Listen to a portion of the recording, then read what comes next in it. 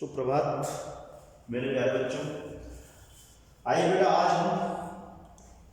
आज हम हमारी जो पाठ्य पुस्तक है रिमझिम, इसका पाठ क्रमांक यानी कि अध्याय क्रमांक 13 नंबर का चैप्टर है, जिसका नाम है हुदहुद। ठीक है, हुदहुद क्या है? हुदहुद एक पक्षी का नाम है। एक हुदहुद जो है एक पक्षी है, उसका नाम हुदहुद है। हमारा हो सकता है क्षेत्रीय भाषा में उस पक्षी को कुछ और नाम से बुलाते हैं या कुछ और नाम से जानते हैं।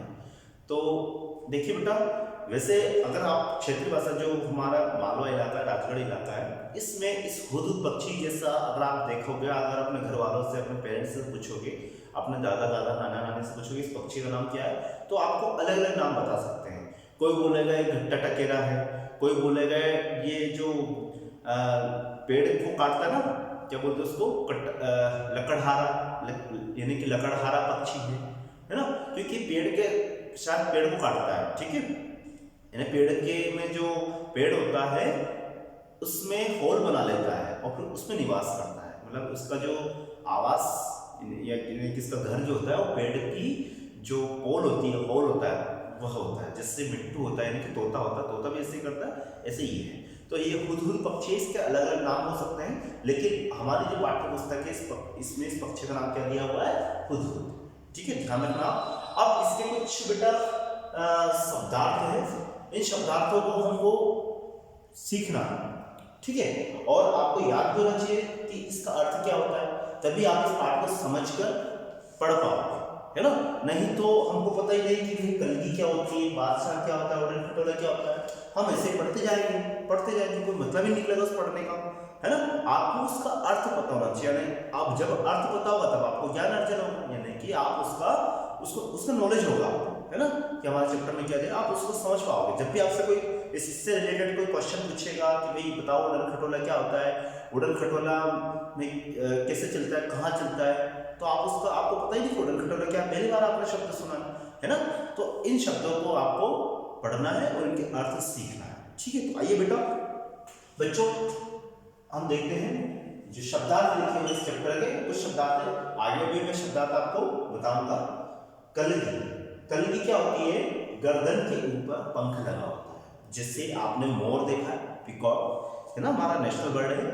आप जैसे हमारे चैप्टर में आया हुदहुद, है ना, इसके भी आप जब अपने बुक में देखोगे, है ना, तो पिक्चर बनी हुई इसकी, तो इसकी सिर के ऊपर पंख लगे हुए हैं, है ना, जैसे मोर के ऊपर कलगी रहती है ना, आप कलंगी बोलते हो उसको, है ना, तो उसके ऊपर सिर के ऊपर यानी गर्दन के ऊपर क्या रहती है? पंख रहते हैं, छोटे छोटे पंख रहते हैं, जैसे मोर के ऊपर रहता है वैसे ही गर्दन से मतलब बेटा उसका सिर होता है, लेकिन पक्षियों की गर्दन कैसे होती है? इस तरीके से होती है पक्षियों की गर्दन, है ना, इस तरीके से होती है। तो इनकी गर्दन के ऊपर इस तरीके से कुछ छोटे छोटे पंख लगे रहते हैं, है ना, छोटे छोटे क्या लगे रहते हैं? पंख लगे रहते हैं। इसी को हम क्या बोलते हैं? कलगी बोलते हैं। ठीक है, इसका नाम क्या है? कलगी। ध्यान रखना और आपको पता रहना चाहिए कलगी क्या है। इसको कभी कभी हम कलंगी भी बोलते हैं, लेकिन हमारे बुक में इसका जो शब्द है, सही शब्द है ना, वो कलगी ही दिया है, तो आपको कलगी ही याद रखना है। ठीक है, यानी कि पक्षियों के गर्दन के ऊपर जो छोटे छोटे पंख लगे रहते हैं उसको हम कलगी बोलेंगे। आगे बादशाह। बादशाह का मतलब आपको समझ में आता है, बादशाह मतलब महाराज या राजा, इंग्लिश में हम इसको किंग बोलते हैं। ठीक है, तो ये तो आपको जनरल शब्द है, बहुत बार पढ़ा है हमने इस शब्द को, और इसके पहले वाले चैप्टर में भी हमने इसके अर्थ बताया था। ठीक है, उड़न खटोला एक नया शब्द है आपके लिए। उड़न खटोले का मतलब होता है बेटा हेलीकॉप्टर, है ना, जो हवा में उड़ता है। ठीक है, हवाई जहाज को भी हम उड़न खटोला बोल सकते हैं, लेकिन हवाई जहाज, एरोप्लेन वो थोड़ा अलग है, लेकिन उड़न खटोला में क्या होता है, थोड़ी आवाज भी ज्यादा आती है इसमें। उड़न खटोला में हम, क्योंकि हमारे पास में रहता है, हेलीकॉप्टर ज्यादा ऊपर नहीं उड़ता है, हेलीकॉप्टर हवाई जहाज से नीचे उड़ता है ना, तो उड़न खटोला बोलते हैं। आपने कभी आपने देखा होगा कि जब आप कोई शादी समारोह वगैरह कुछ होता है, कोई कार्यक्रम होता है, तो वहाँ पे फोटो शूटिंग, वीडियो रिकॉर्डिंग के लिए, फोटो शूट करने के लिए क्या होता है? ड्रोन कैमरा होता है। तो ड्रोन कैमरा को भी हम उड़न खटोला बोल सकते हैं। क्या बोल सकते हैं? उड़न खटोला। और ड्रोन कैमरा के लिए भी हम, अगर आपको शुद्ध हिंदी का शब्द यूज करना है, तो ड्रोन तो इंग्लिश शब्द होगा। और ड्रोन शब्द क्यों आया उसके लिए? ड्रोन शब्द इसलिए आया क्योंकि एक जीव है ऐसा, आपने बरसात के टाइम पे देखा होगा, जब बरसात निकलती है, बारिश का मौसम एंड होता है, उसके बाद में कहीं आप बाहर निकले हो, रोड वगैरह पे जब चलते हैं कभी कभी दिखते हैं, तो ऐसे पक्षी, वो पक्षी तो नहीं होते, जीव होते हैं, कीट होते हैं वो, है ना, तितलियों जैसे होते हैं, थोड़े लंबे आकार के होते हैं, है ना, उनके पंख होते हैं और वो भी हेलीकॉप्टर जैसे लगते हैं हमको, तो उनको भी ड्रोन बोला है, उनका वास्तविक नाम ड्रोन है, इंग्लिश में उनको ड्रोन बोलते हैं, ठीक है। तो उसी के नाम पे उस कैमरे का नाम ड्रोन कैमरा पड़ गया, ठीक है।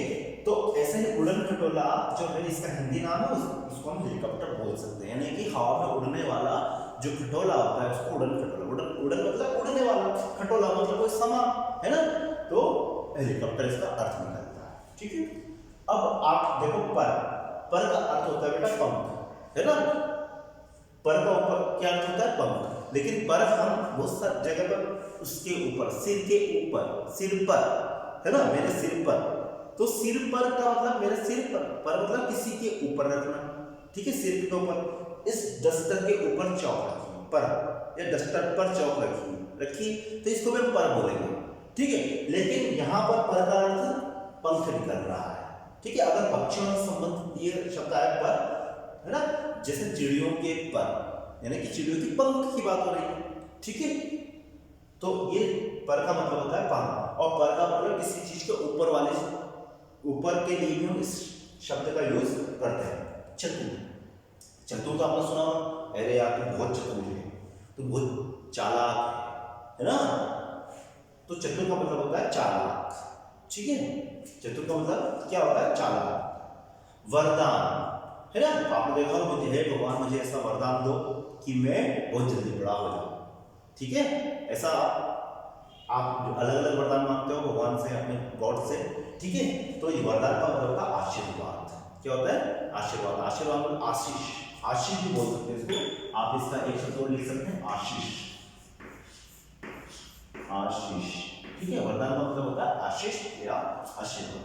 परामर्श, परामर्श में मतलब होता है बेटा बातचीत, दो व्यक्ति आपस में बातचीत करते, परामर्श करते किसी बात के लिए, जैसे फॉर एग्जांपल आपके घर में कोई योजना बन रही है ना, कुछ काम करने की, तो आपके पेरेंट्स या बड़े लोग जो होते हैं वो आपस में बातचीत करते हैं कि काम करना चाहिए नहीं करना चाहिए, बैठकर शांति से बात करना क्या कहलाता है? परामर्श कहलाता है, ठीक है। परामर्श मतलब बातचीत करना किसी काम की, किसी योजना के, ठीक है। चौकन्ना, चौकन्ना का मतलब होता है सतर्क रहना, है ना, हम सतर्क, चौकन्ना रहिए, सतर्क रहिए, है ना। आप जब भी बाहर निकले तब मास्क पहन कर रहिए, सतर्क रहिए, चौकन्ना रहिए, किसी सोशल डिस्टेंसिंग बना के रहिए। क्यों? क्योंकि हो सकता है कोई व्यक्ति को अभी जैसे अभी वर्तमान में चल रहा है कोरोना, ठीक है, तो उस कोरोना पॉजिटिव आप उससे टच हो जाएगा, तो शायद आप भी उससे उस बीमारी से ग्रसित हो सकते हैं, है ना। तो आपको क्या रहना चाहिए? चौकन्ना रहना चाहिए और सतर्क रहना चाहिए, ठीक है। तो ये कुछ शब्दार्थ है, इसके अलावा और भी आगे देखते हैं। देखिए कुछ और शब्दार्थ हो रहे हैं इस चैप्टर में। देखिए बेटा, चटकीला का अर्थ क्या होता है? चटकीला एक शब्द पहले भी आया आपको, शायद वो पापा जब बच्चे थे इस चैप्टर में आया हुआ है ना, चटकीला ठेला, ठीक है। तो चटकीला मतलब चमकदार, रंग बिरंगा, है ना। चटकीला का अर्थ क्या होता है? चमकदार और रंग बिरंगा, ठीक है, हो सकता है। दूसरी बात, चटकीला का अर्थ, चटकीला क्यों बोलते हैं उसको बेटा? वो चटकदार यानी कि तेज कलर वाला होता है, डार्क कलर जिसे बोलते हैं, ठीक है। तो चमकदार या रंग बिरंगा कौन लगता है ज्यादा? मतलब जो डार्क कलर वाले कपड़े होते हैं, रंग बिरंगे कपड़े होते हैं, उसको हम चटकीला कपड़ा, चटकीले कपड़े बोल सकते हैं, ठीक है। धारिया, धारिया का मतलब क्या होता है? धारिया का अर्थ होता है बेटा, जैसे आप, मैं यहाँ पर बोर्ड में लिख रहा हूँ कि ये धारिया खींच दी, धारिया इस तरह से, ये खड़ी धारिया और ये आड़ी धारिया ऐसे मैंने खींच दी, ठीक है। तो धारिया मतलब मैंने क्या खींची? लाइनें खींची। इस लाइन को इंग्लिश शब्द इसका लाइन है और हिंदी में इसको रेखाएं बोलते हैं। क्या बोलते हैं? रेखा, लाइनें, ठीक है। तो धारिया, धारियां खींची, ठीक है। दुम, दुम का मतलब क्या होता है? दुम का मतलब होता है पूंछ, पक्षी के जो जैसे आपने सुना कुत्ते की दुम, ठीक है, तो दुम का मतलब होता है पूंछ, कुत्ते की पूंछ, है ना। गाय की दुम, बैल की दुम, ठीक है, यानी कि उसकी पूंछ। दुम का अर्थ है पूंछ। नया शब्द आपके लिए आपको याद है। दूब, दूब का अर्थ क्या होता है बेटा? ये दूब मतलब आप जैसे आपके पेरेंट्स हो सकता है आपको बता देंगे कि दूब कैसी होती है। तो एक प्रकार की कोमल घास होती है ना, जो आपको कहीं भी मिल सकती है। घास मैदान में जब आप कहीं गए हो, जो पार्क वगैरह होता है वहाँ जो बैठने की व्यवस्था होती है पार्क में, है ना, तो वो जो वहाँ पर घास उगी रहती है, छोटी छोटी घास उगी रहती है, उसको हम बोलते हैं दूब, ठीक है। तो एक प्रकार की कोमल घास होती है ये, है ना, जो कि इस पर चलना भी अच्छा लगता है। ऐसा लगता है जैसे हम किसी कपड़ों के ऊपर चल रहा है, ठीक है। तो दूब का मतलब होता है एक प्रकार की कोमल घास। आप देख भी सकते हैं, अपने पेरेंट्स से पूछ सकते हैं। जब स्कूल में आते हैं, अपने स्कूल का जो प्लेग्राउंड है चिल्ड्रन पार्क, उसमें भी कहीं कहीं पर वो जो दूब है वो उगी हुई है ना। विख्यात, विख्यात का मतलब ख्याति प्राप्त, प्रसिद्ध, लोकप्रिय, ठीक है, इसको हम बोलते हैं विख्यात, पॉपुलर, ठीक है।